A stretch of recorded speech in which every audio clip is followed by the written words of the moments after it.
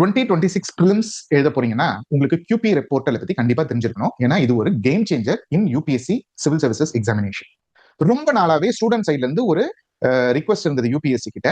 அதாவது நீங்க எக்ஸாம் முடிஞ்ச உடனே ஆன்சர் கீயை கொடுங்க. இப்ப யூபிஎஸ்சி இந்த QP ரெப் அப்படின்ற ஒரு போர்ட்டலை கொடுத்திருக்காங்க. இந்த QP ரெப் அப்படின்னா கொஸ்டின் பேப்பர் ரெப்ரசன்டேஷன் போர்ட்டல். வருஷம் 2026 சிவில் சர்வீஸ் preliminary எக்ஸாமினேஷன்ல இந்த QP ரெப் போர்ட்டல்ல they will provide the answer key itself. So அந்த ஆன்சர் கீயை பேஸ் பண்ணி you can able to represent with UPSC using this QP rep portal. இந்த QP rep portal போய் நீங்க ரெப்ரசென்ட் பண்ணும்போது ஒரு பிக்கெஸ்ட் சேலஞ்ச் இருக்கு. அந்த சேலஞ்ச் என்னன்னா 3 ரெஃபரன்ஸ் புக்ஸ் கொடுக்கும். So you have to give 3 reference material where this piece of information is given. இது கொஞ்சம் சேலஞ்சிங்.